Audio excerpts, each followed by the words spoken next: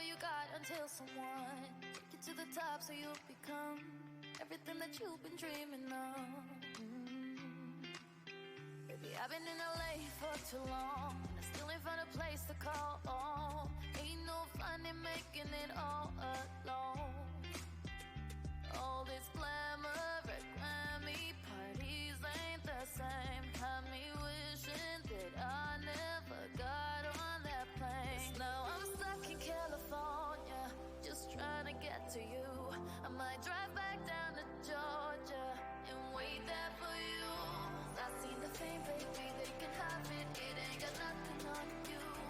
Now I'm stuck in California with dreams that came true.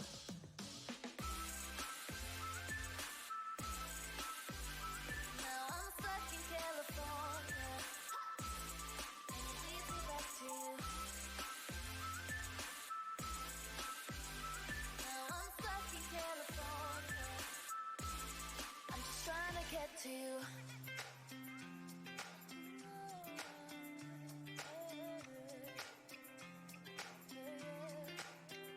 Take away my insecurities, replace it with a bottle of Hennessy. Baby, I think that they all remember me. My mind ain't the same anymore. Sleeping on these hotel floors, thinking how could I have gotten this far? Ooh, all this glamour, Grammy parties ain't the same. Got me wishing that I never got on that place. Now I'm stuck in California, just trying to get to you. I might drive back down to Georgia and wait there for you. Cause I seen the fame, baby, they can have it. It ain't got nothing on you. Now I'm stuck in California with dreams that came true. Ooh. Now I'm stuck in California, and it leads me back to you. It leads me back to you. Now I'm stuck in California, trying to get to you. California dreaming. Now I'm stuck in California, and it leads me back to you.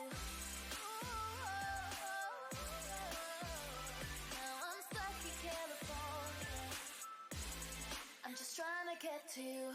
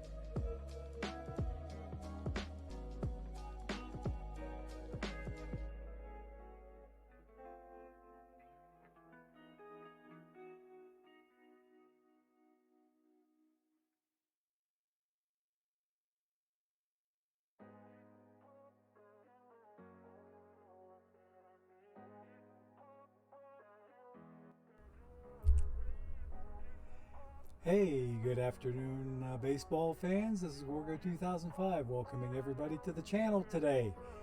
And I think you will agree with me that our audio issues are fixed. Without going in, well, I guess I will go into maybe a little bit of technical detail. When I kind of figured that the audio issues had to do with voice mod coming in. And I really wanted to use the voice mod application, so I kept it running. And I figured that there had to be something going on with voice mod. So I reached out to voice mod support, and they brought along a piece of information that I did not get from their setup how-to videos. And that particular piece was, okay, well, here's what their setup videos said. It said, once you get voice mod set up, use the virtual microphone that voice mod provides anywhere that you would use your regular microphone, okay? The only problem is I took it one step too far, okay?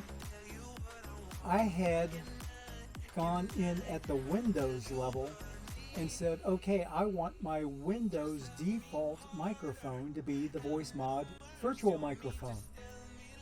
Now, that created a level of voice mod up here at the top of the food chain. Okay, thank you, Frostcrest, I appreciate that. Well, anyway, it created a layer of voice mod up here. Yes, Ryan Shore, it is time to Gorgo, and we are not going to go or stop today if we can help it. We had a layer of voice mod up here at the Windows level. And then I had another level down here at the application level. So I had Windows up here, voice, and then the OBS down here.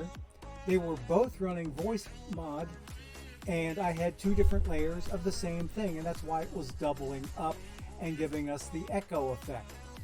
What I had to do was go into the Windows settings and reset the Windows default microphone to be my actual microphone, okay, not the voice mod virtual microphone.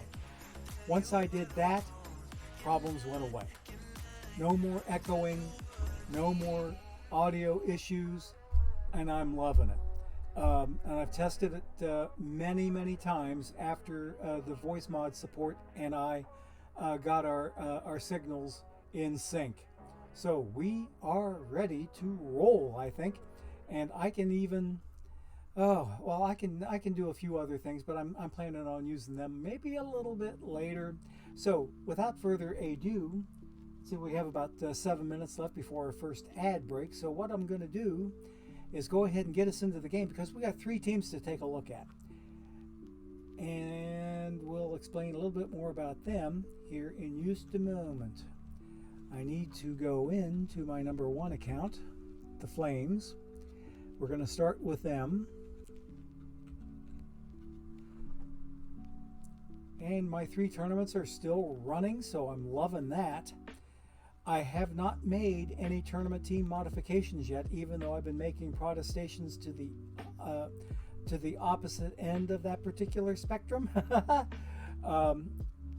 And we're going to see how things go for the first part of today. And right now, my initial reaction is that we are seeing some positive results, because these have been running for a while. We'll maybe take a look at one here in just a little bit. But for right now, we're going to go in and look and see how the Flames ended their season. And the news is not terribly bad, but it's not terribly good either. So we be waiting. Did I get my AC fixed, Cubs fan 23 Steve? No, not exactly. I've got it running again, but it's limping. Okay, my AC is limping along. Okay, and I've got somebody coming in on Tuesday to take a look at it. I have a feeling that it is an accumulated dirt issue.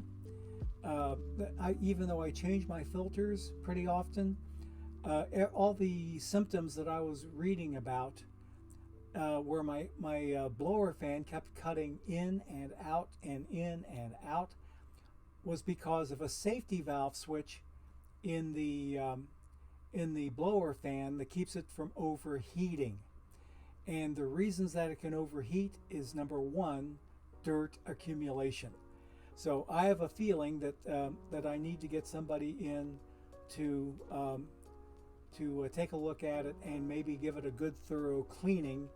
And if the fellow that I've got coming in on Tuesday is the fellow that I bought the air conditioner from.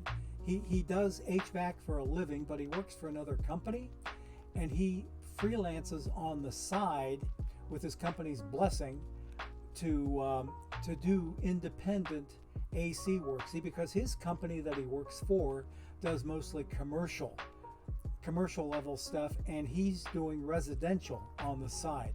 So he's going to be coming in Tuesday after he's done with work on his no, not a lack of Freon, but it looks really more like dirt buildup to me. I don't think it's a lack of Freon, but the machine was freezing up. The evaporator coils were freezing up, and it was perhaps causing an unsafe condition that the blower fan recognized as being a bad situation to be in. And to keep it from overheating, excuse me just a second, I got to take care of a power cord issue up here that just popped out for no apparent reason.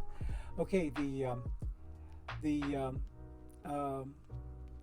ice buildup, I think, is because of dirt buildup inside. Now, I don't think it's a lack of Freon, but we'll let him decide that once he gets here with the right equipment.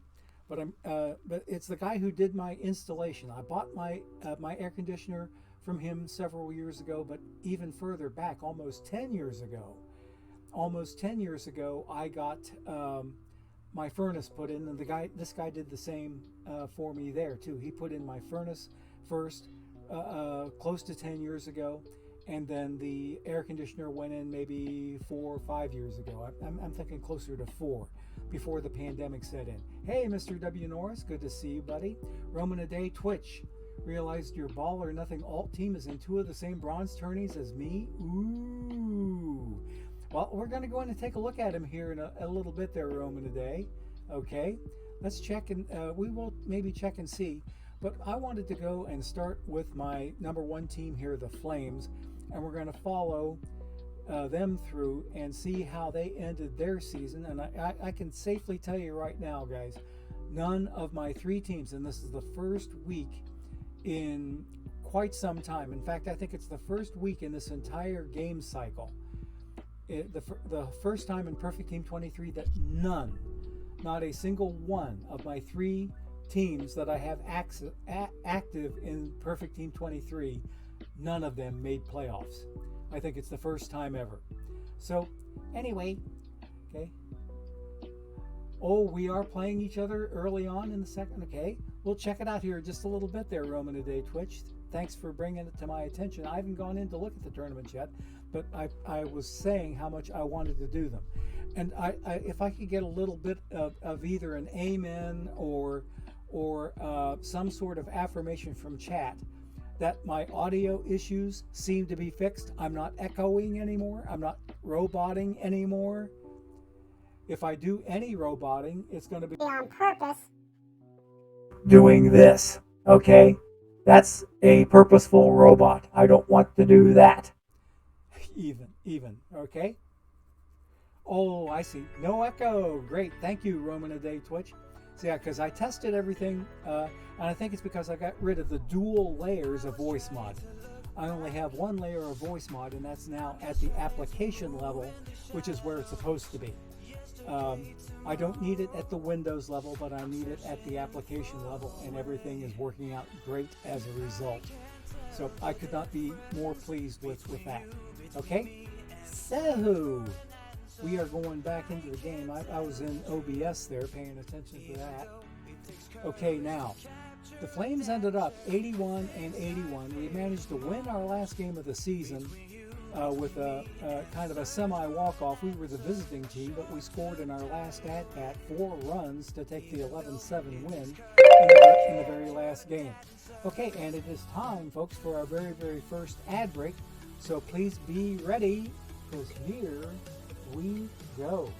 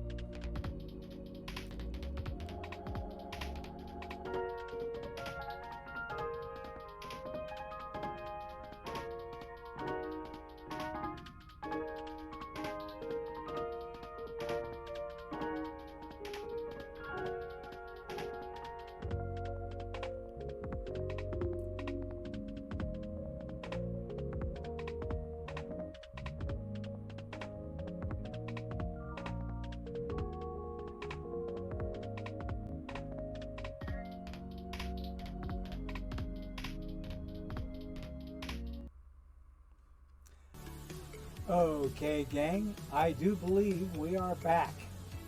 So I'm just doing a little bit of monitoring here on my El Cheapo laptop that I picked up from Amazon's overstock website called Woot, W-O-O-T. I got a really cheap refurbed 11.4 inch screen Dell refurbished laptop that I only spent, it was like an $85 laptop, which is really, really cheap. By the time I put tax on there, it was just a shade over 90. So I have myself an extra screen up here that I can use to keep track of chat better, because I only have the single monitor right here in front of my face, and I use it for too many other things as opposed to just keeping up with chat. So I have my chat running upstairs, so I can keep an eye on it there, and I can be inside the game here and also have an eye on chat. So back to the game. As I was talking about the Flames, we didn't get eliminated from the playoffs until very, very late. We ended up at 81 and 81, but here's where we stood with the rest of the things going on here. I ended up down here only 2 games out of the wild card. Even though I was only 81 and 81, the Berg baseball bullies that belong to Brother Louis, otherwise known as Louis de Funes, we see him in OOTP and also here in Twitch, I believe.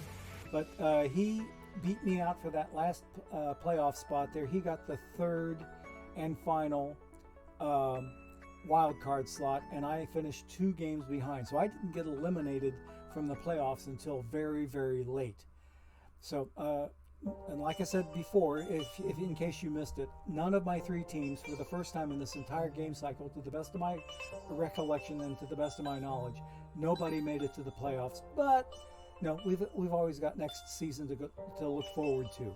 So, not too bad for these guys, and we've already picked up.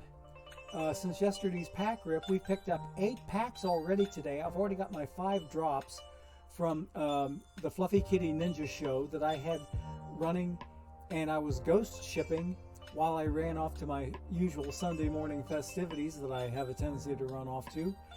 And I had my 5 drops earned by virtue of that Chrome extension that automatically picks up drops and channel points for me.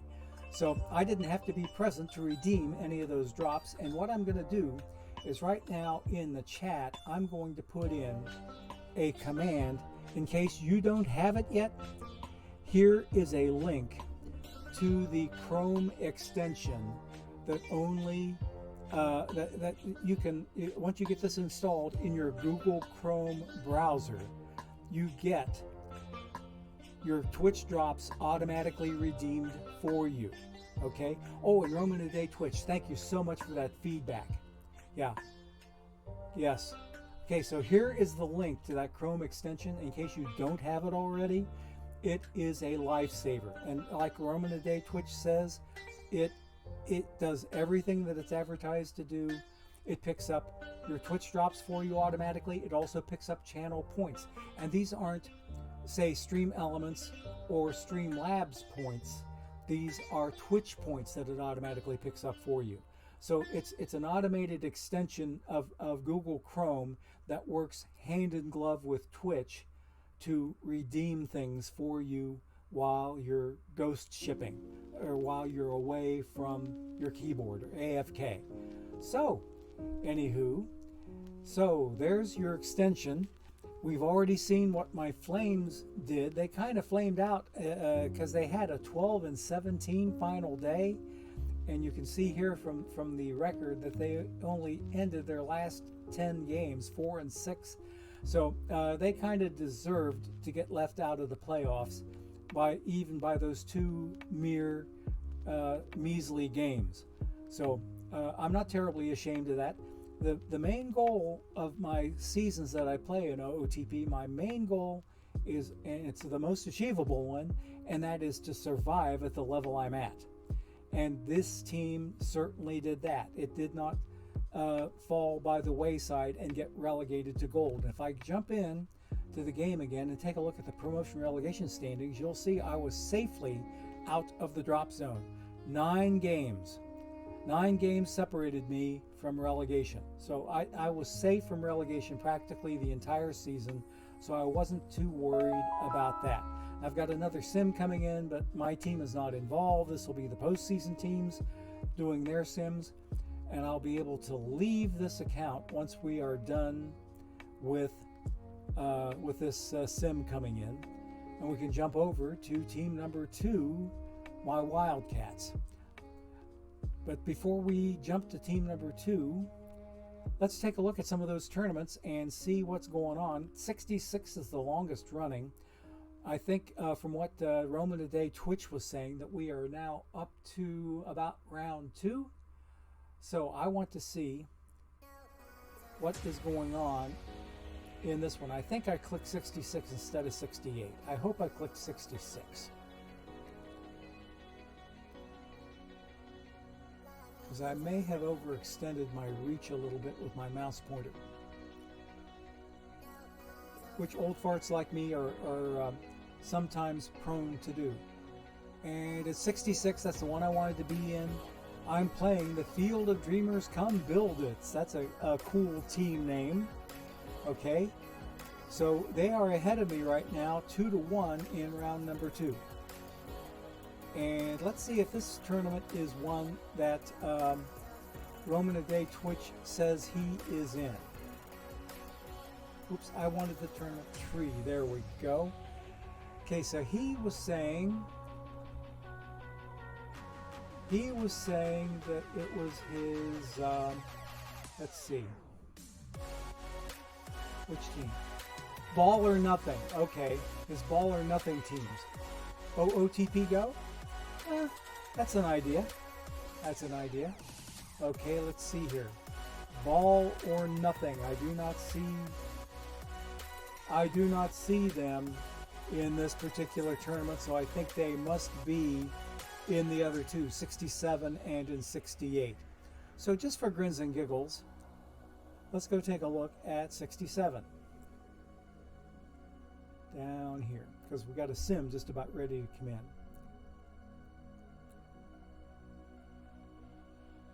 Some nice chill music there.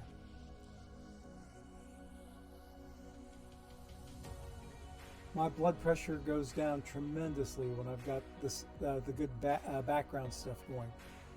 Tied 1-1 with the Triad Thunderbirds, and they're playing a Platinum 1 Series pitcher, Tom Sturdivant, who I have his card, but he's not really ever done that well for me. Theirs is doing pretty well. He's got a 2.08 ERA with a 1-0 record. Okay, so let's look at that tournament tree again. We're looking for Ball or Nothing.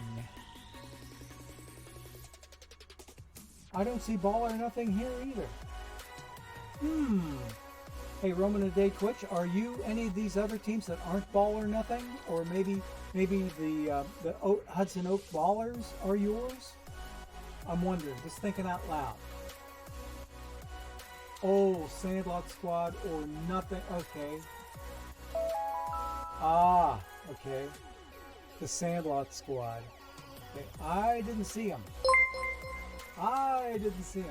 Hey, CubsFan23 Steve, thank you so much for your subscription, buddy. We appreciate it, and you know what you've just earned. I've got to turn off my pretzel music for just a moment here, and we're going to do something special just for you. Okay, bear with me here. Okay, turning off the pretzel music, and here we go. You're the best around. Nothing's gonna ever keep you down. You're the best around. Nothing's gonna ever keep you down. You're the best. Okay, thank you, CubsFan23 Steve. I got the music going again, I think. There we are. Okay, it's now going again. And the Peanut Gallery said... So thank you so much for that subscription. We greatly appreciate it. All right, so I didn't see him in there anywhere. There's my first drop that just hit, or is that my second drop? That's my second drop already. Okay, so I think Oh, yeah. That'll take me up to 20. We're in good shape. We are in good shape. Let me look at my transaction history and I can tell you for sure. Because oh, wait a minute. I don't have any drops. I have no drop. Oh, I see. Well, I know what's going on. Ha! It's up here where I saw the drops hitting. On my other account. Not on my main account, because the main account's already redeemed all of its 5 drops from Fluffy Kitty Ninjas. Aha! So I gotta watch out for mixed signals like that.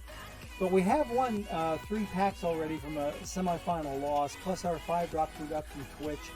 So I've got 8 packs more than I started the day with. Right now, let's get out of here. I think we're ready to leave the Flames behind.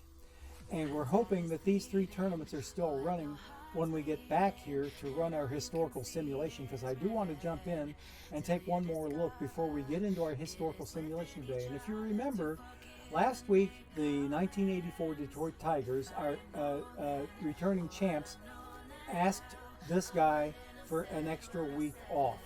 So we had a special little different tournament that we did that consisted of Curse Busters. I called it my Curse Busters simulation.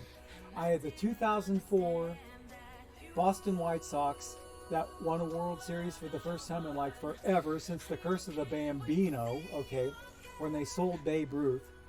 And then we had them up against the 2016 Chicago Cubs that beat the Curse of the Billy Goat. And if you never heard the Curse of the Billy Goat, way back when, in the days of yore, there was some guy at Wrigley who was asked to leave the game because his pet goat that came into the game with him, they were apparently allowed into the stadium at the time, the goat was bothering customers, so the guy was told he had to leave and take the goat with him. And on his way out, he allegedly said that you guys aren't ever going to win anymore. And that was the beginning of the so-called Curse of the Billy Goat, and it took the Chicago Cubs until 2016 to beat that. So it was the 2016 Cubs against the 2004 Boston Red Sox, and the Cubs took the series in 5. So today it's going to be the 1984 Detroit Tigers and the 2016 Chicago Cubs fighting it out in another simulated World Series, and that's coming up later once we take a look at all 3 of our teams. That's going to be the next item of business to attend to. Okay? So, anything new here? Okay, yes, as I said, yes, thank you so much, Cubs fan 23 Steve. We greatly appreciate it. We are done here for now. Let's go to see what team number 2, the Wildcats, are up to.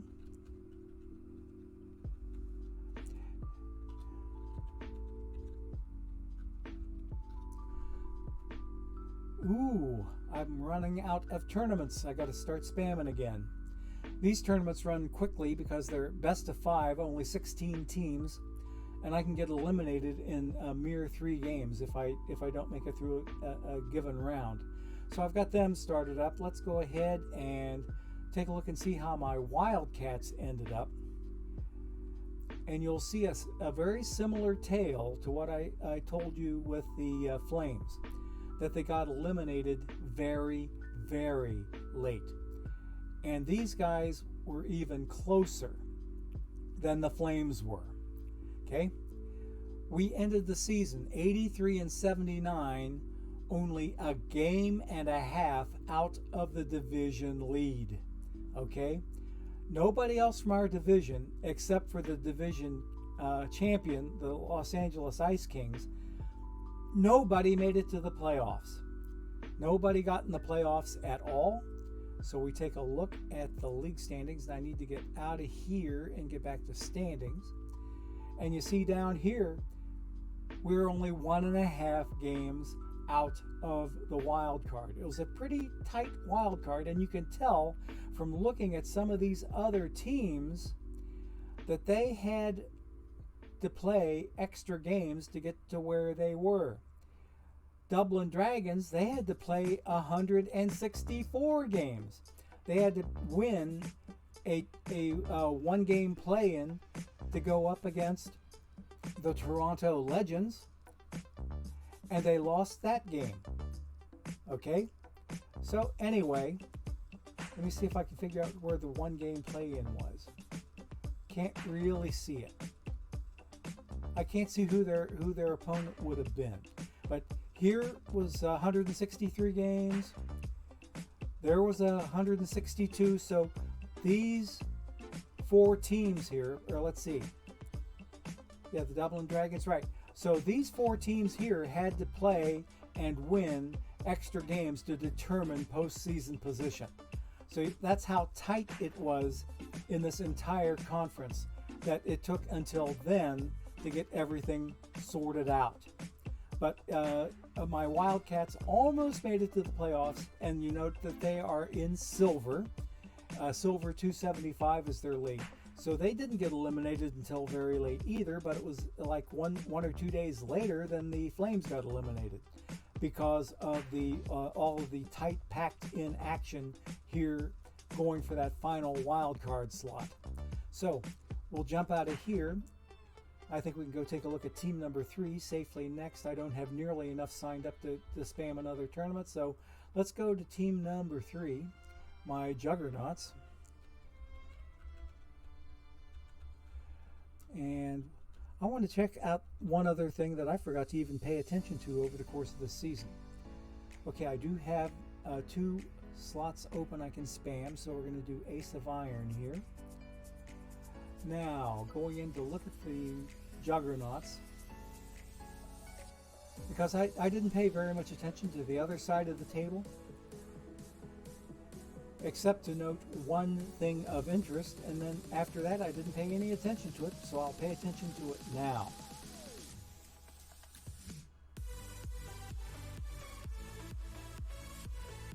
Okay. We came in late again and finished 3 games out of the running for playoffs. Thank you, SH. Yes, SH. Thank you for following on the channel. You should be, I do believe that you are follower number 693 right now, if I remember correctly, because I think I came in here with 692 followers and you should be 693. We are pushing on the way to 700 followers on this channel. Something I never dreamed in my wildest dreams that I would ever get even remotely close to, let alone achieve. But we're only, I think, 7 away from 700 followers on the channel, which is extremely humbling and gratifying at the same time. SH. Yes, Cerebes. Let's go. Nice name. SH. Okay, then. Is it kind of like at Ohio State up in Columbus when they have their home games, and one side of the stadium does OH and the other side does IO? Is yours SH and the other side go? No, forget it. BD Crow is about to follow me off of a cliff. Okay, and in your honor, BD Crow, in your honor today, you know what we got? We got this guy, remember? Okay? That's that cow that came home. Because we were going to open packs until the cows came home, so I played my cow sound. There we go. SH, all right.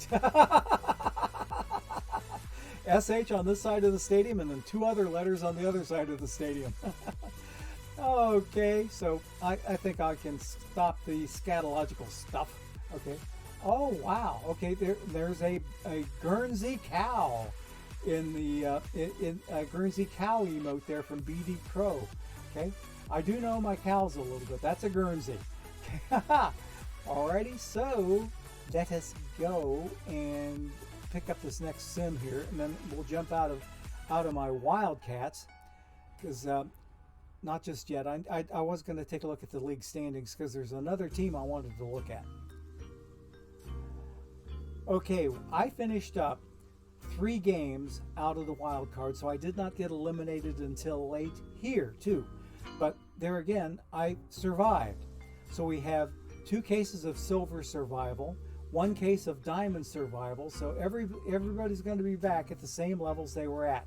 But now, what I was wanting to take a look at was over here on the other side of the table, because there's another set of juggernauts over here. They finished up exactly the same record as I did, 81-81.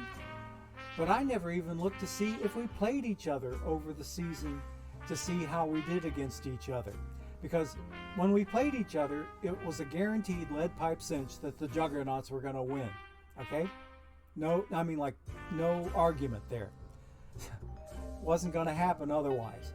So the way to find out how you do, in case you don't know how to do this, to find out how you do versus another team, go to your league tab and come down here to reports and logs. Whoops, I did statistics. I did not want statistics. I wanted reports and logs. My mouse misbehaved. Then over here on the top right, underneath of the submit team button, is select league report. And here's where you pick team versus team. Now I can see how I did against all the teams. And I can see from here, I did not get to play the Madison Juggernauts at all during this past season. Now, when we go to Perfect Team 24, from what I understand, when we go to Perfect Team 24, if they're going to follow the same league rules as MLB, we'll be playing every single blasted team in the league. There won't be any shenanigans where we don't have to play anybody. You have to play all 29 other teams. So that'll be coming up next time around on Perfect Team 24. But for Perfect Team 23, that's easy for me to say. For Perfect Team 23, we are under this existing thing, which is still in effect for the 2022 baseball season. Okay, so the fact that none of my three teams made it to the playoffs, it brings a little bit of a tear to my eye. I almost feel like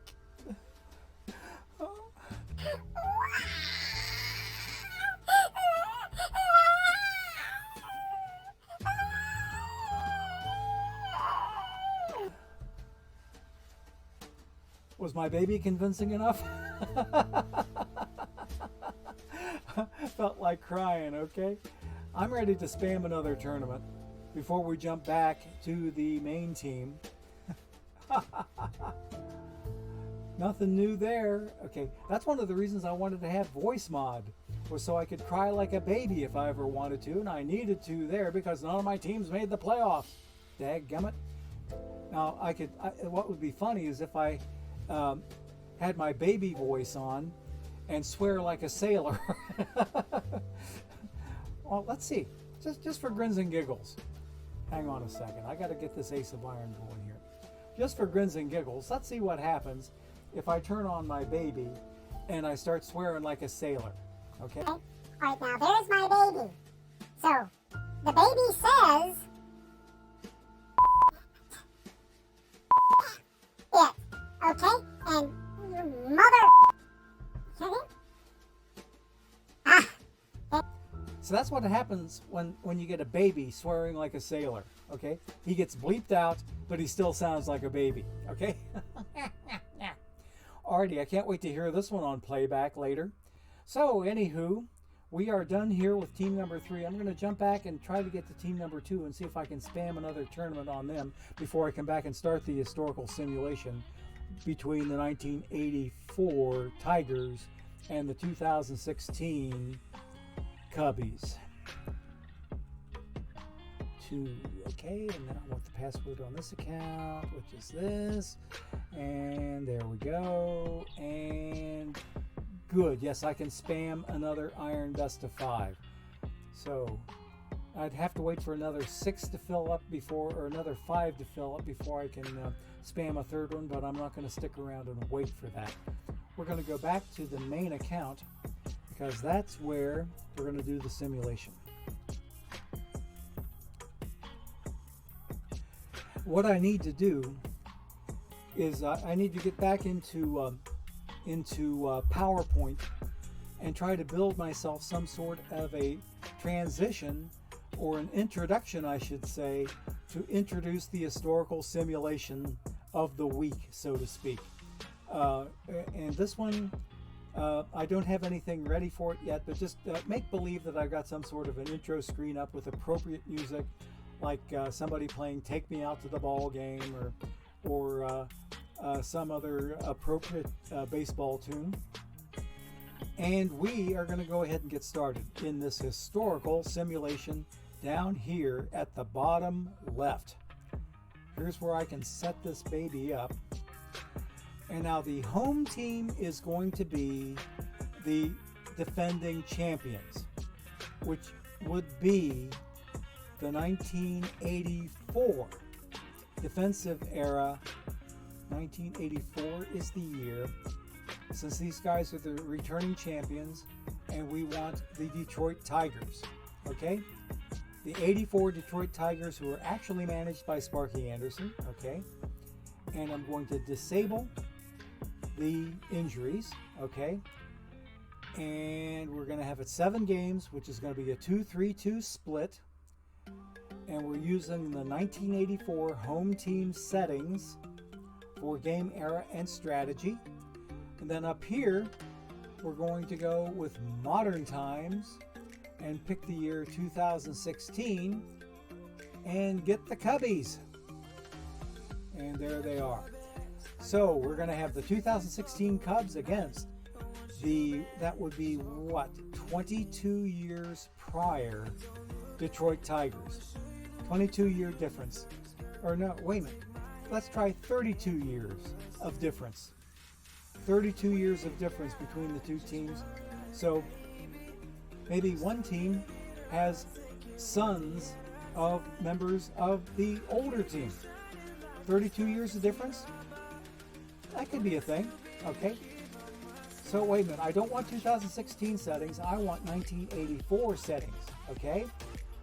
We're gonna have 25 team rosters, injuries are disabled. Let's go ahead and build it from here. I think the settings down here had to do with the last team that I pulled up here at the top.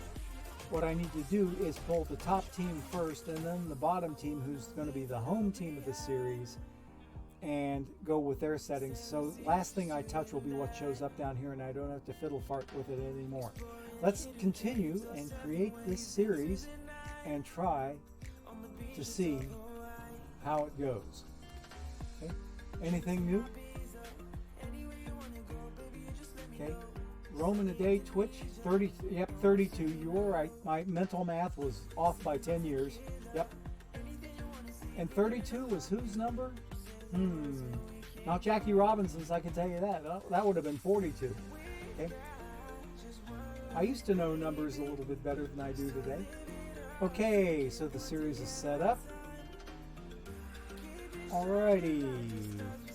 Good looking teams here. Jake Arrieta with the Cubs. Kyle Hendricks, John Lackey, John Lester, Carl Edwards Jr. on the mound. Okay. Right. And all of these guys here who, well, let's see. Yeah, there's Javi Baez, Anthony Rizzo, David Ross, Wilson Contreras. Oh, they had Chapman that year? Rather tasty little tidbit. I guess I did not remember that Aroldis Chapman played for the Cubs that year in 2016. Okay, then down here, the 84 Tigers have, oh man, legendary Jack Morris, Dan Petrie, Milt Wilcox, Doug Bear, all those pitchers, Roger Mason.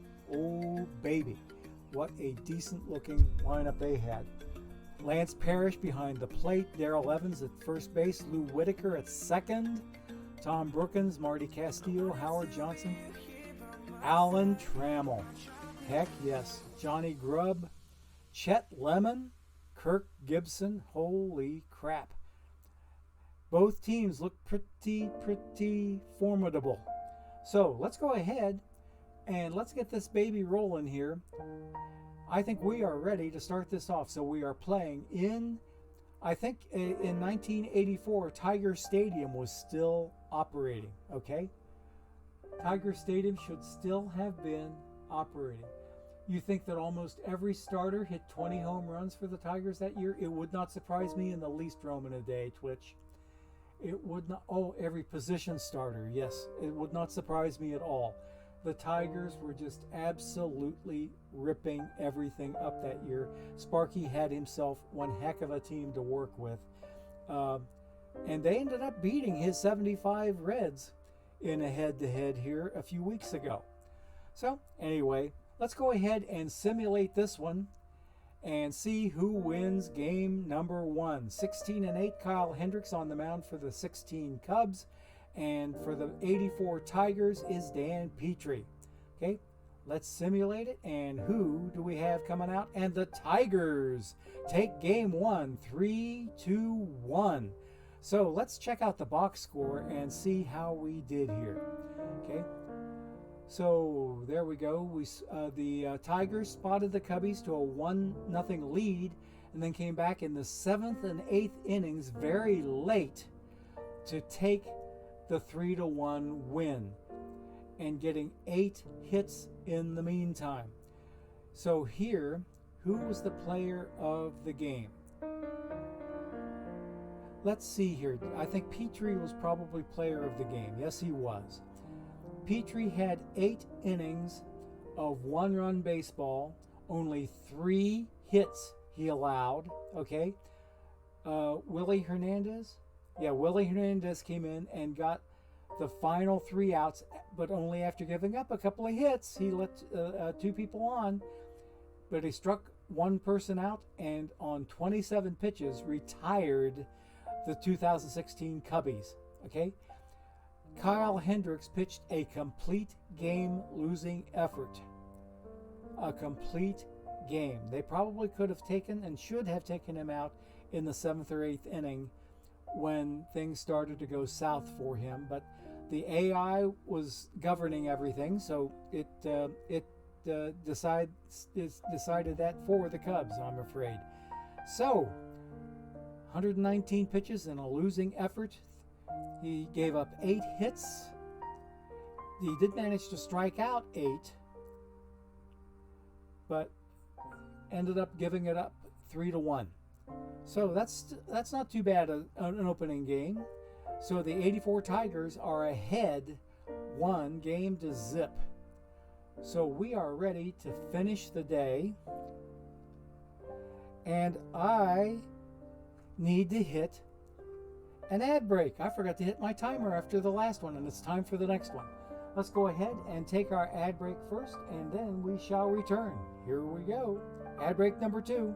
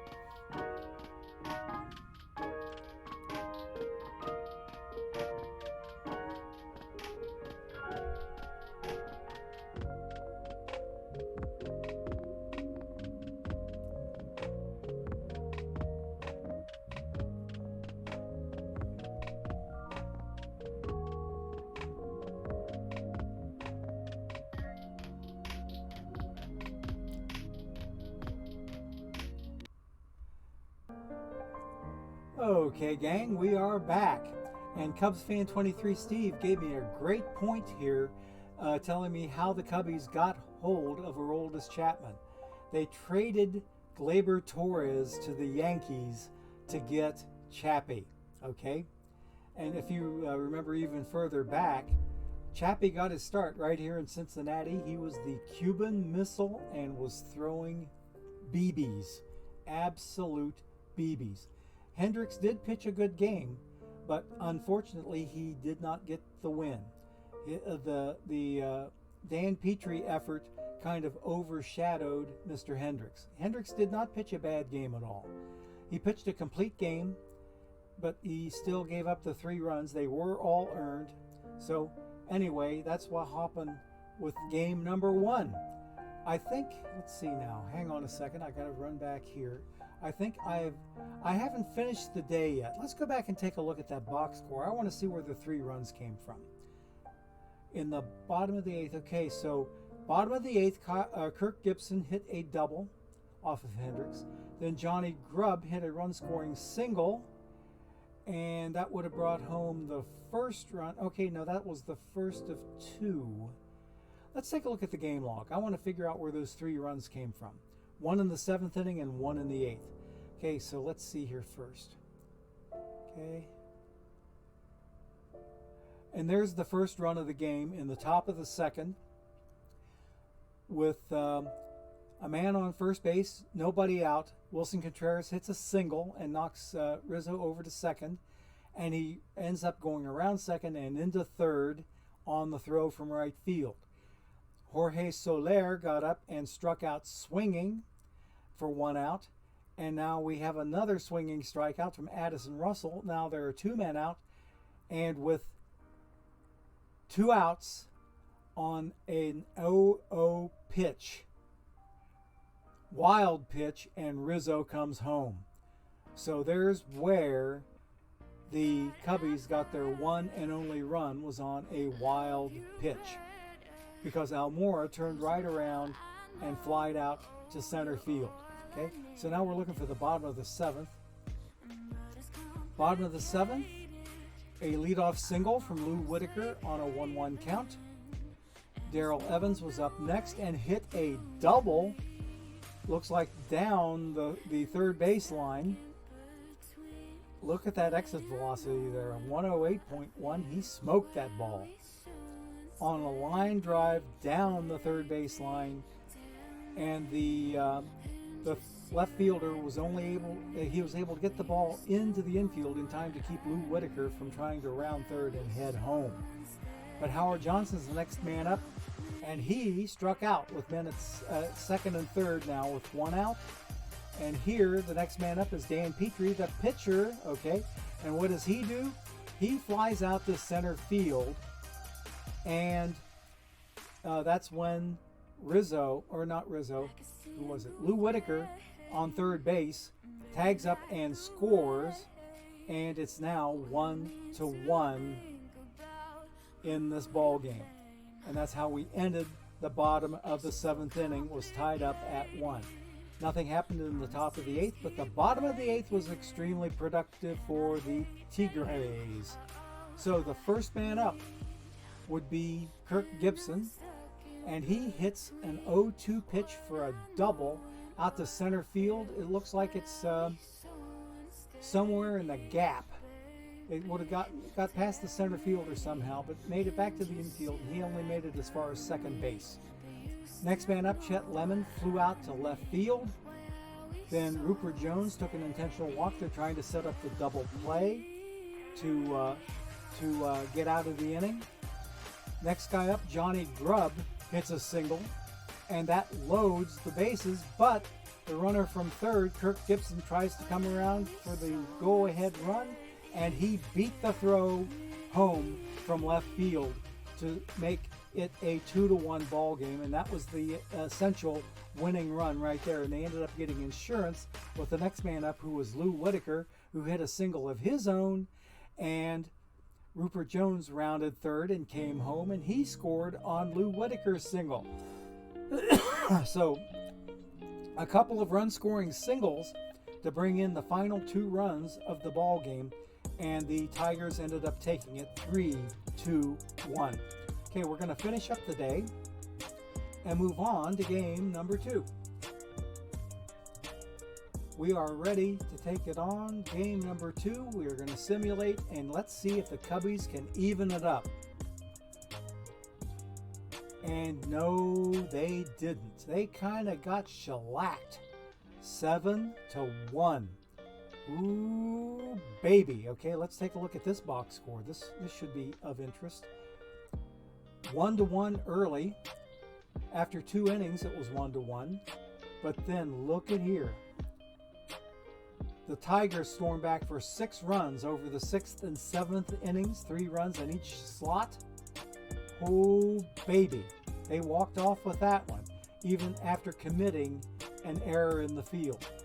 They got 7 runs on only 8 hits. Oh, baby. Okay, let's check and see how the runs scored. We will take a look at it here. Okay, bottom of the first, Lou Whitaker's up, and he hit a solo home run for Detroit's first run. Then top of the second, they even it up. That is, the Cubbies do. And let's see how they got on. There's the error that Anthony Rizzo reached on an error to the second baseman. Ooh, okay. And the next man up drew a walk on a full count. So Rizzo's on second, Contreras is on first, still nobody out. And we have another walk, this one on 4 pitches, to send Rizzo to third and Contreras to second. Ooh, baby, okay?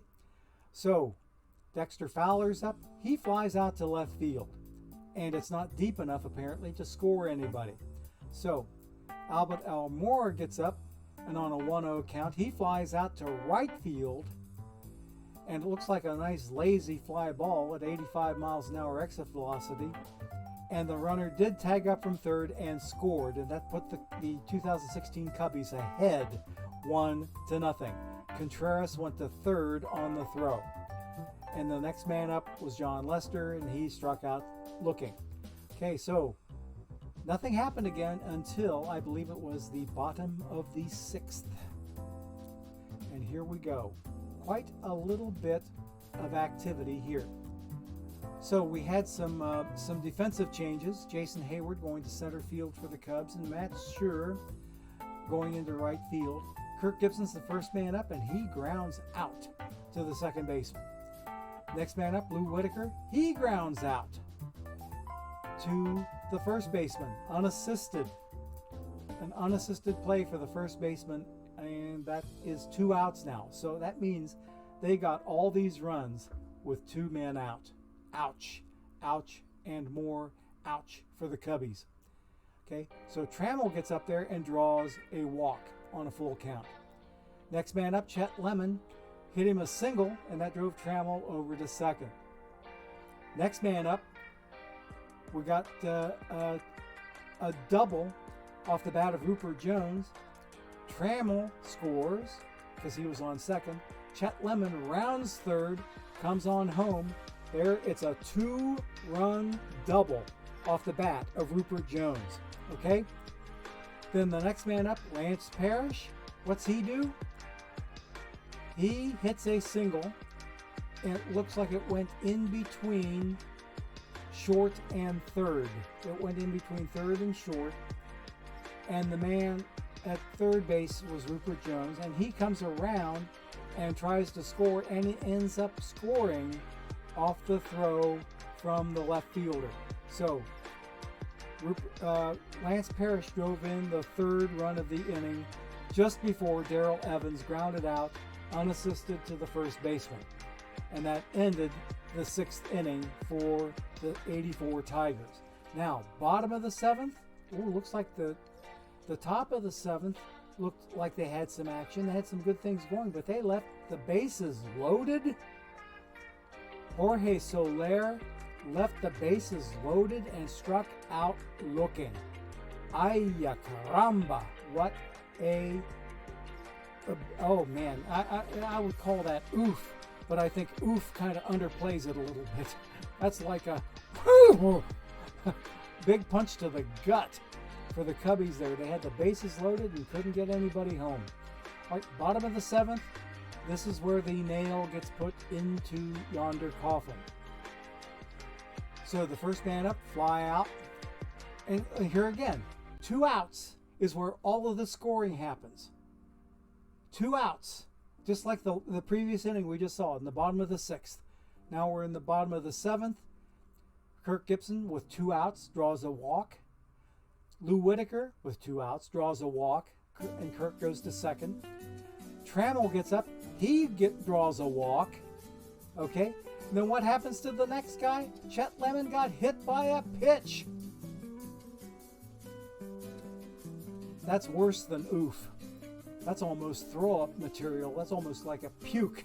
Oh gosh, how awful that is. Forcing in a run with a hit by pitch. But the next man up, Rupert Jones, he gets him another ribby because he hits a single. The man on third came in to score, and the man at third, Alan Trammell, comes around and he tries to score, and he is safe. So that is now 3 runs in the inning. 1 from a hit by pitch and 2 off of a 2-run single from Rupert Jones. Lance Parrish was hit by the pitch. Oh, come on, man. And loads the bases again. Lance Parrish hit by the pitch. Oh, wait a minute. Okay, no, that didn't load him up. Or did it? Oh, okay, yeah, right. They're at second and third now. Hit by the pitch it puts a man on first. Okay, so I misread that. So now the bases are loaded, still with 2 outs, but then Darrell Evans struck out looking. But all the damage is done. The Detroit Tigers win game number 2 by a final score of 7-1. That game was butt ugly for your Cubbies there, Cubs fan 23 Steve. Not too good at all, okay? You all felt good after game number 2? Well, let's see what happens. Let's see what happens here. Because we are going to have a travel day to go back to Wrigley. Okay? So, once I hit finish today, that tomorrow in Chicago is going to turn into today. And there it is, today in Chicago. So, we are ready to simulate this one. We're going to keep simulating until we get to a position where somebody is in a position to win and someone else in a position to lose with the next game. So, here we go. Simulating this one. Oh, man, is it going to be a sweep? Is it going to be a sweep? Ay, ay, ay, ay, ay, ay. Okay, let's go to the box score. And the Cubbies only got 5 hits. They did score a run in the bottom of the second, but 3 runs in the top of the 8th, 1 run in the top of the 6th, and 1 run in the top of the 9th. Ooh, baby. So those 3 runs in the top of the 8th, those were the coup de grace that were delivered by those 84 Tigers to those 16 Cubs. Okay, so let us take a look at the box score a little bit here. See what we can glean from this. Jack Morris wins. He had 7 innings of 5-hit baseball with 1 earned run, 2 walks, and 7 strikeouts, only 91 pitches, and had a 1.29 ERA. Jake Arrieta took this one on the chin. He had 14 strikeouts. That's one hell of a strikeout effort, but he gave up 6 hits, 4 runs, all of them earned. So, and Chappie made an appearance in there. He faced 4 batters. So, I think the game log should tell us a little bit more. So let's look at that. Because I've got about 10 more minutes before we get to our next ad break. Okay. All right, so nothing happened in the top of the first except for a single off the bat of Chet Lemon. Then here, bottom of the first, there's nothing there. Nothing happened in the top of the second. Bottom of the second, though, Chicago got a run. First man up. Oh, look at all those foul balls that Anthony Rizzo hit before he finally drew a full count walk. He fouled off 5 pitches. He really had a good, decent at-bat there, fouling off all those pitches before drawing a walk. Wilson Contreras, next man up, on a full count. He hits a single, and that's 4S, which sounds like it goes perhaps in between the second baseman and the bag, I'm guessing. That's my guess. And the exit velocity was only 70. Oh, it was only an infield hit. Okay, that's what it was. He wasn't able to handle it. He was not able to handle it. It looks like he got to it, but he couldn't do anything with it. Rizzo on second now, and Contreras on first. Jorge Soler is up, and he grounded into a 3-6-3 double play. That's one you don't see terribly often, is grounding it to the first baseman, who throws out the force runner at second and then accepts the double play ball coming back from the shortstop. Okay? Oh, baby. So Rizzo went to third, and while Rizzo went to third, or just after, Addison Russell hits him a single on a 1-1 count and scored Rizzo to put the Cubbies up 1-0. Okay? So then we get to, I think it's the top of the 6th, was it? Or top of the 5th? Wasn't top of the 5th. It had to be top of the 6th. It was top of the 6th. That there's a solo home run off the bat of Kirk Gibson that managed to tie the game up at 1. Now we get, I believe, it's the top or bottom of the top, no, top of the 8th. Okay, here we go. Top of the 8th is where the coup de grace gets administered. Leadoff single from Darrell Evans on an 0-1 count. Tom Brookins is up, and he has a ground out from third base to the first baseman.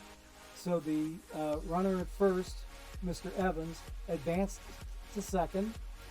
Johnny Grubb gets up, and he hits a single of his own that drove Evans to third, and he wasn't able to score on that single. Trammell gets up, flies out to right field. Okay, we have a fly ball there, and it's, let's see, going to the right field. Exit velocity is 92.5. Kind of a lazy fly ball, but it was hit apparently deep enough that Darrell Evans was able to tag up from third and score without even a throw from the right fielder. He didn't even chance it.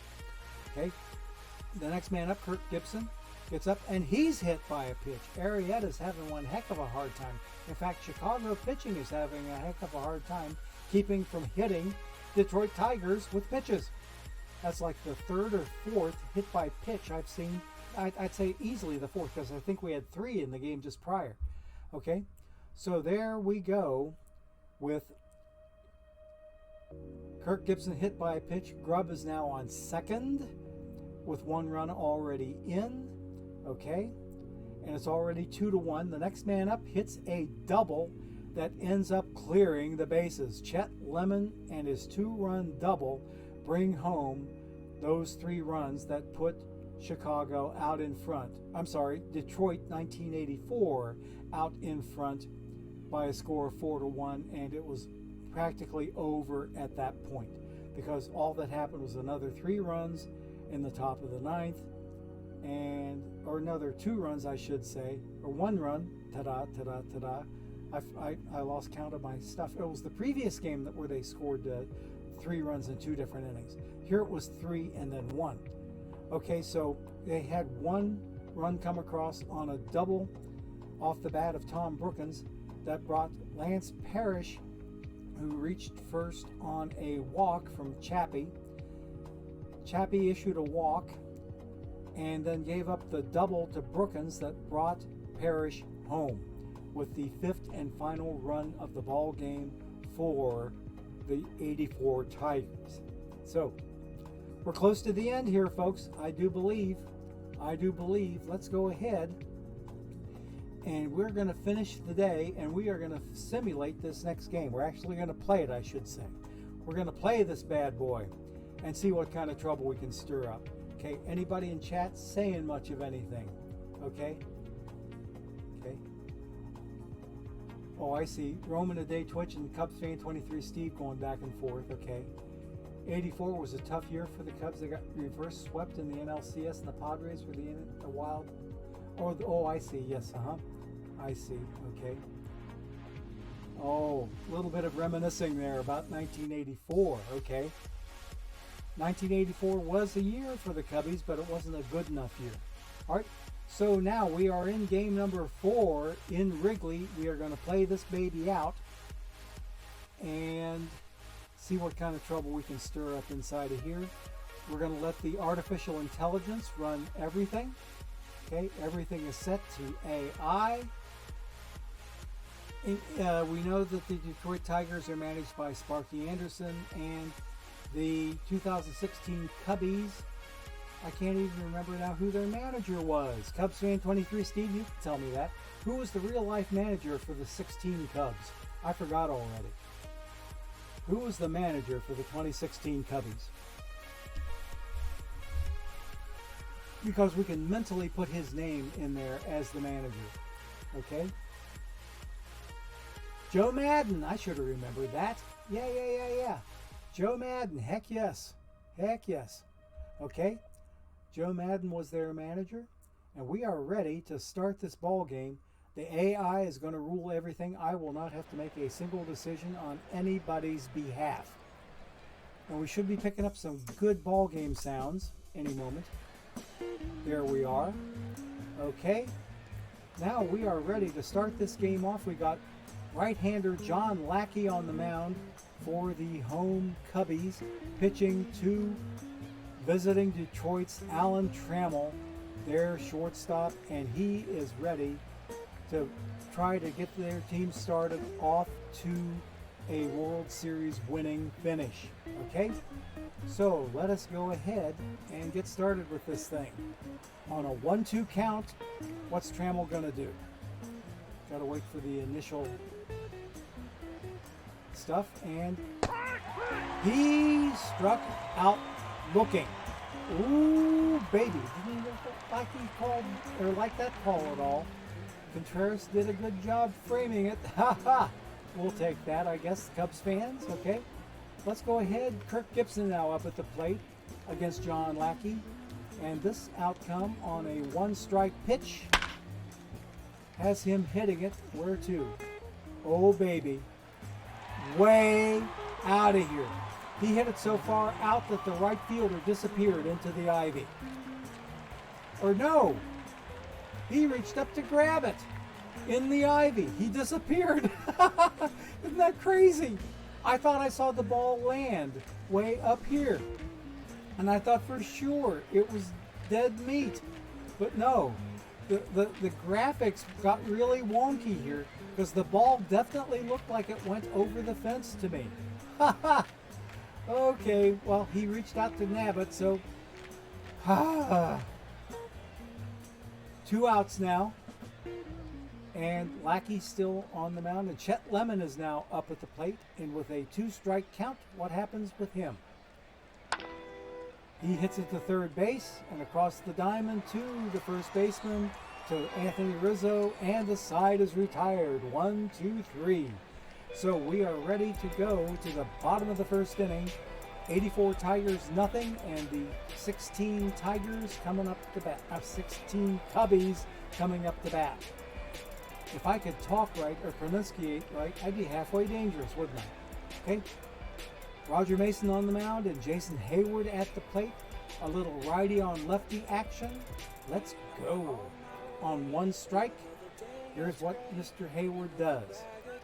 It looks like he started to bluff a bunt, and look at the ball. It kind of high. The ball just kind of suspended itself. No wonder he missed it. If it just hung there and stayed there. The graphics are very, very wonky right now. It's like the ball is like showing up further out away from home plate as a point of reference than it should be. You see what I'm saying? That's why the ball looked like it was out of here and looked like Jason Hayward walked into the ivy. Okay? So the graphics are really, really screwed up here. Okay? All right, so let's go ahead and move on to batter number 2. No. Jason Hayward, he swung and missed. So with 2 strikes now, what happens to Hayward? He takes it and hits it towards right center. Lazy fly ball hauled in by Kirk Gibson, and he gets the first out of the inning. So let's go ahead and move on, and Ben Zobrist is up at the plate. Some little righty on lefty here. So Roger Mason having thrown just a few pitches. I think 3 pitches is all he's thrown.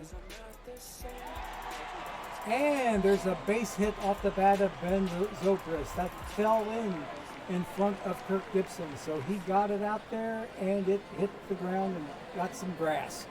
So with 1 man out, Kirk Gibson at first base, that he reached on a 1-2 count single. Okay, we are ready for Chris Bryant, righty on righty. So what's Mr. Bryant going to do with 1 out and a 1-1 count? He hits it. Oh, is this a double play ball? Oh, ouch, ouch, ouch. 6-4-3 double play. And the 84 Tigers are out of the inning.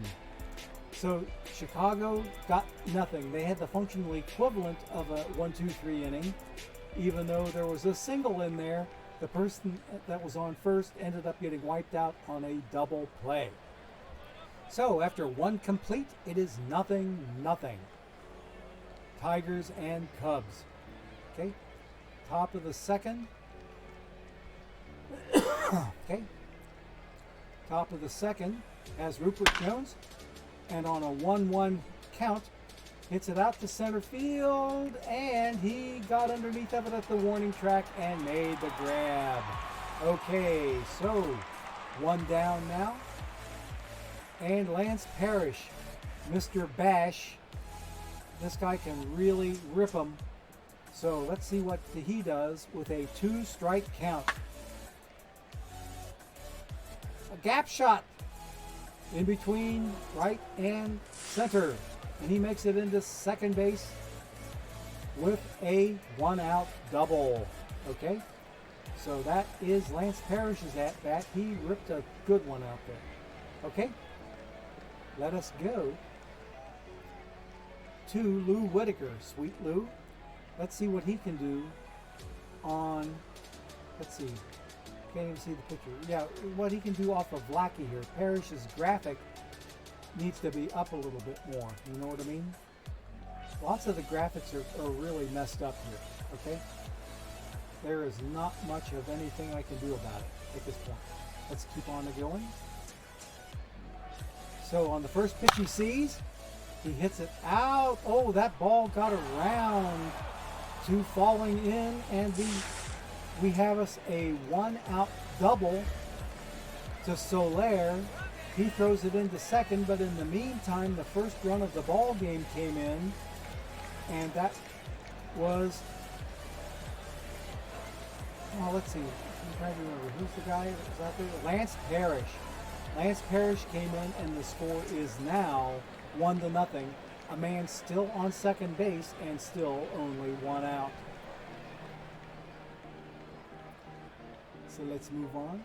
Darrell Evans is up, and he hits it out to right field, lazy fly ball, and that is it for him. So Hayward hold that one in, and we are ready for our next ad break. Let's get ready, and we're going to go take it. Let's go. Okay, we'll be back in a minute.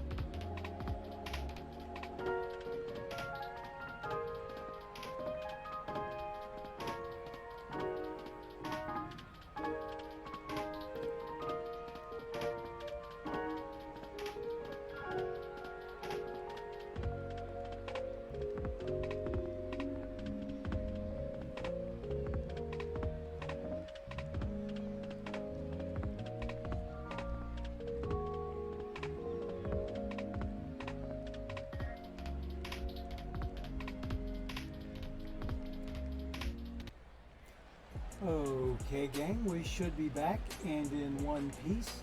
I'm going to monitor my ad running up here to make sure that I didn't run over or under, and I'm pretty sure I'll be in good shape. So here's where we stand Tom Brookins, who's been having a fairly decent series so far, up at the plate, and we got us Lou Whitaker out here at second, who hit that double that scored Lance Parrish with the first run of the ball game. Okay, we are ready, I think. Yes, we are ready to move on. Okay, let's go ahead and pitch to Mr. Brookins. And what happens to him on the first pitch he sees? He hits it to center field for the final out of the inning. But not before 1984 Detroit got a run home on successive doubles off the bats of Lance Parrish and Lou Whitaker. So the score after 1.5 is Detroit 1, Chicago nothing. Bottom of the second coming up. So Roger Mason still pitching for the Tigers, and Rizzo is up. Some righty on lefty stuff happening here, and with a full count, ball 4. So Anthony Rizzo draws a leadoff walk to get festivities started here in the bottom of the second. Let's see if Chicago can answer with some noise of their own. Kind of hoping that they do, just to make it interesting. Okay, Wilson Contreras now up at the plate. And what's he going to do now on a 1-2 count? He hits it to short, second base, first base, double play, 6-4-3 again. 6-4-3, woo, not too bad. Okay, so there we have us. 2 quick outs after the leadoff walk to Rizzo. So we have 2 down now, nobody on base. And the batter is now Jorge Soler, who got the ball thrown in from the second double in a row. He fielded the second double in a row. The first double, I think, went out to the right center field gap. But Soler got the ball back to the infield, but not before Lance Parrish came across with the game's first and only run so far. So, here we go. Jorge Soler with a 1-strike count. And he hits it lazily to right field, and Kirk Gibson pulls it in. So, we have, after 2 complete, it is still Detroit 1, Chicago nothing. Top of the third coming up. Okay, John Lackey on the mound. Roger Mason, the opposite numbers facing each other. Righty on righty action. And with 2 strikes. Strike 3. Okay. Roger Mason struck out swinging. He didn't make any contact with that bad boy. Okay, so we are moving on to the top of the lineup. Alan Trammell is next up. And with a 1-1 count, hits it to the left of the mound or the right of the mound, and he legs it out. He legged it out for an infield hit.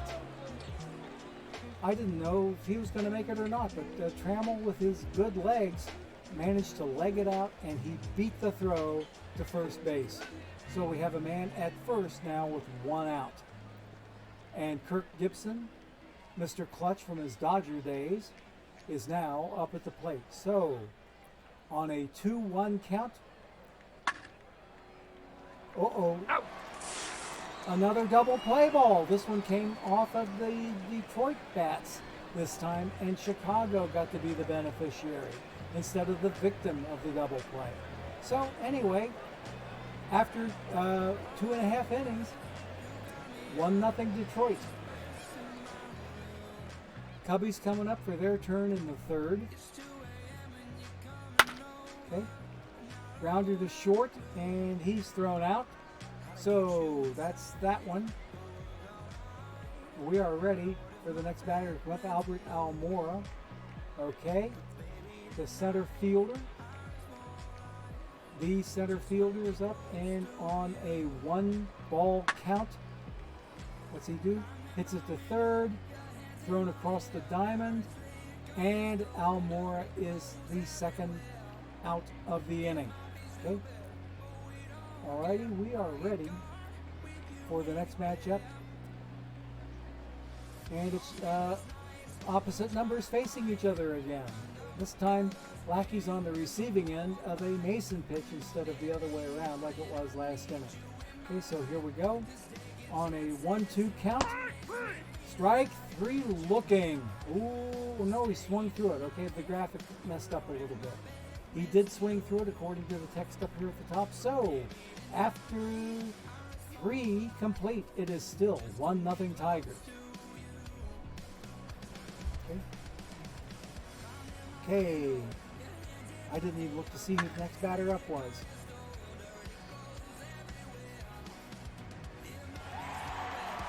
Hit to center field. Almora picks it up and didn't have to move very far to pull that baby in. So with one man out, we now have Rupert Jones up at the plate. Rupert Jones was preceded by Chet Lemon. I missed the fact that Chet Lemon was up at the plate.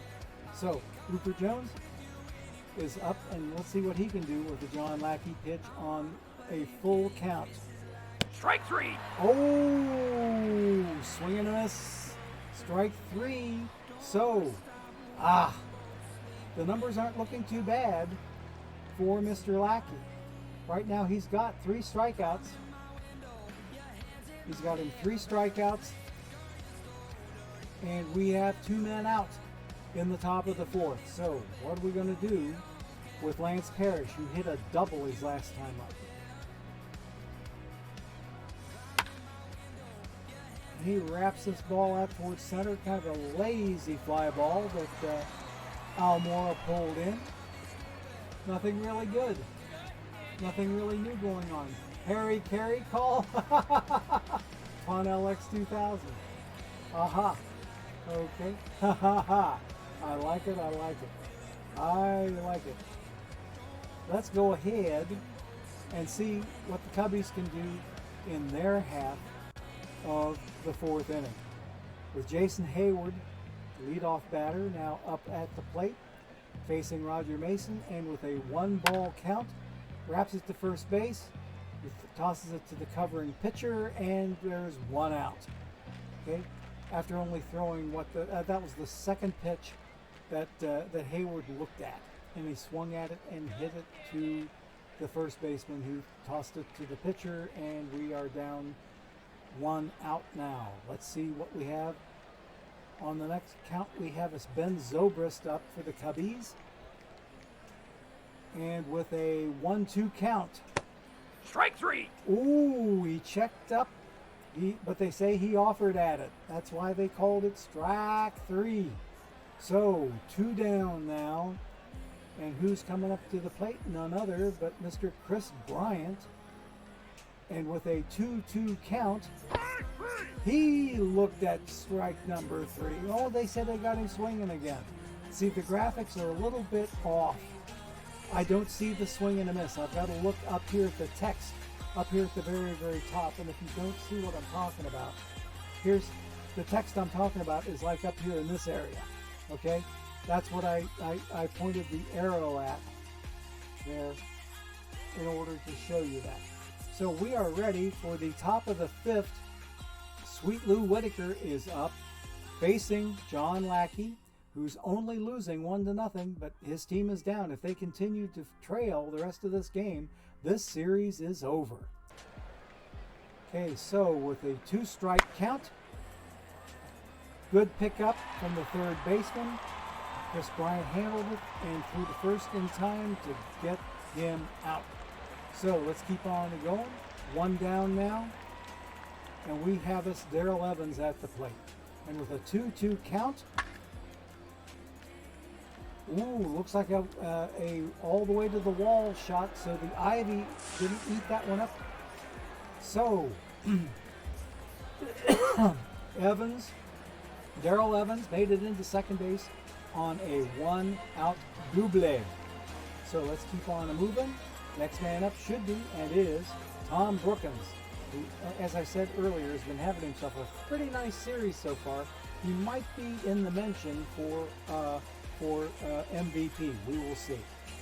Kirk Gibson, I think, has been putting up a pretty decent set of numbers as well, but it all remains to be seen. Whoever gets the trophy gets the trophy. But in the meantime, with 1 out and a man on second. We're going to pitch to Tom Brookins, and on the first pitch he sees, single up the middle.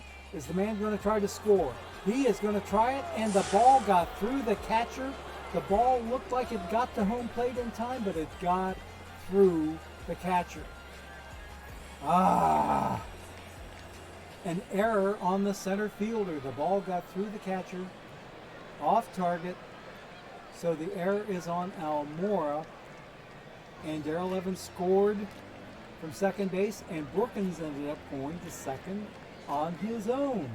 So 1 out still, 1 more run home for the Tigers. So not looking too good for the Cubbies right now. Let's keep going. So here we go. We have Roger Mason facing his opposite number. They're John Lackey. So with a 2-strike count, he hits it to second base, and there's the second out of the inning. And we have, oh wait a minute. Okay, wild throw in the dirt, but Rizzo got it in anyway, so they still get the out, but Brookins goes to third. Okay, so that's a little bit of an interesting play there. So next man up is going to be Alan Trammell. Let's see if he can do something without getting an out to get Mr. Brookins home with the 3rd run for the Tigers. Okay, what have we got? On a 1-2 count,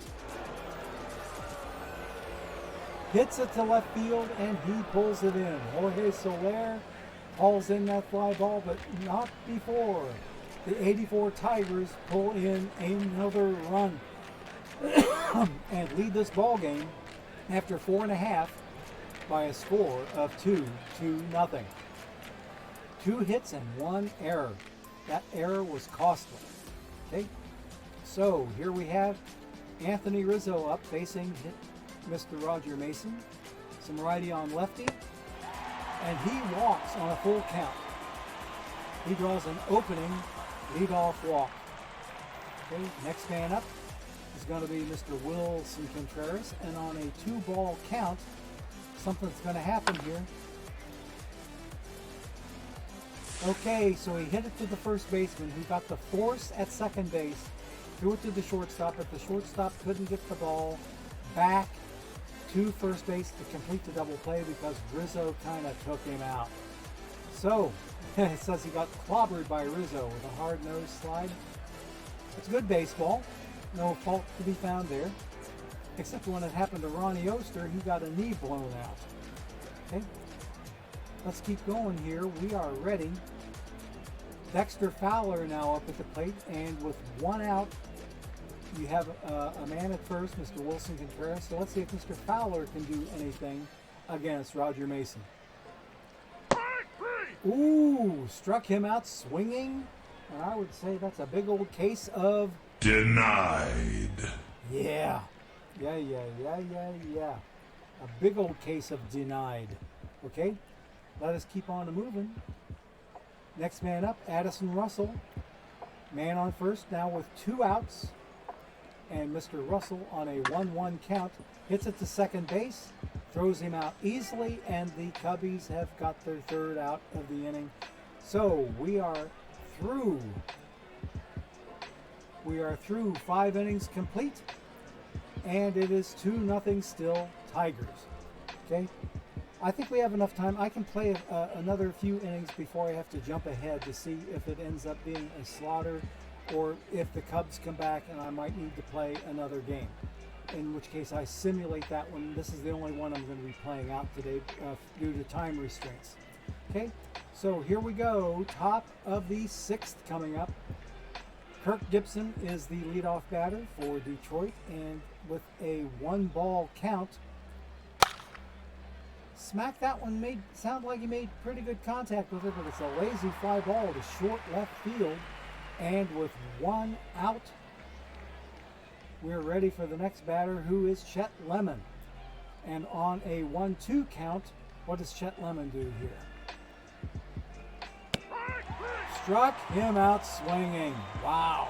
Okay, so we're 2 outs now in the inning. Next man up with the bases empty is Rupert Jones. And on a 2-strike pitch. Hits it to first. He walks it to first himself unassisted. And the Tigers are out of their half of the 6th inning. So the Cubbies are coming up, still trailing 2-0 after 5.5. All right. Anything in the chat? Okay. Hey, THF, good to see you there, buddy. I see you sneaking in. I see you sneaking in on the K, the big K there. Okay, Albert Almora, who had the error that allowed the second run of the ball game to score, is up trying to redeem himself. And with a 1-2 count against Roger Mason, he hits it to right field, and it drops in for a hit. It dropped in and found some green. And with nobody out, a leadoff single for Mr. Almora. He might be in the process of starting to redeem himself if he can come around and score a run for the Cubbies. So let's see what Javi Baez can do now with a 2-2 count. He gets a single of his own. That's going to stop the man at second, okay, which I kind of figured because the ball was hit right directly to left field, and the left fielder would have had a sitting duck sitting at third base if the guy at second would try to get to third. But Almora got to second, stopped there in time. So we have runners at first and second with nobody out. Chicago's looking to make some noise here. Javi Baez with another single for the Cubbies. Okay, Almora at second, Javi at first. Jason Hayward now up at the plate. Righty on lefty. Let's see what comes out of this. On the first pitch he sees, and he flied it on a little lazy little popper to Darrell Evans at first. Just a lazy little popper. So 1 out now, men still at first and second. That was like a glorified bunt, okay? Let's keep going here. Javi at first, Almora at second. Ben Zobrist is now the Chicago batter. And on a 1-1 count, hits it over into foul territory, and the first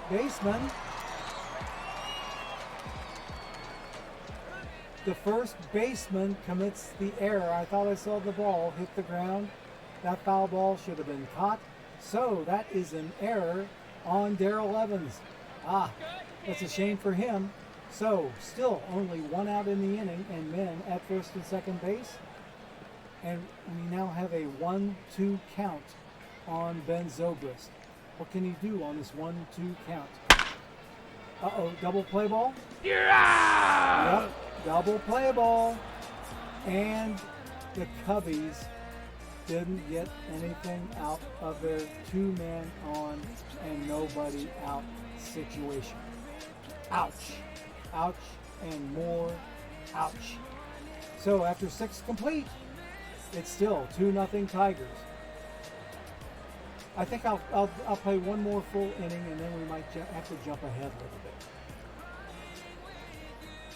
Okay, so Detroit is now up 5 hits to 3 and 2 runs to nothing, and they each team has 1 error. We just witnessed the latest error that Detroit committed. That would have been the foul pop that should have been caught by Darrell Evans.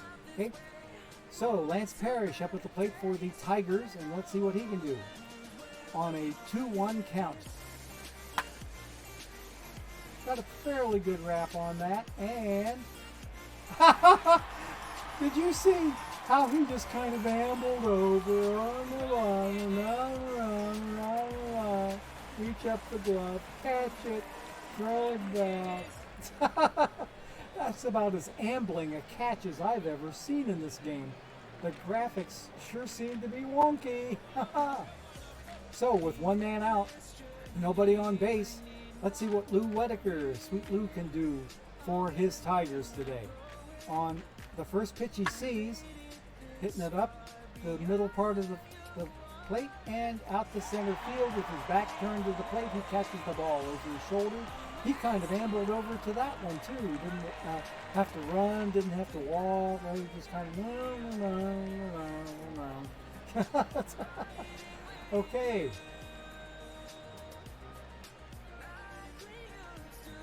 Oh, you're going to go see the Diamond World Series? Go for it. Roman a day Twitch. Good luck, buddy.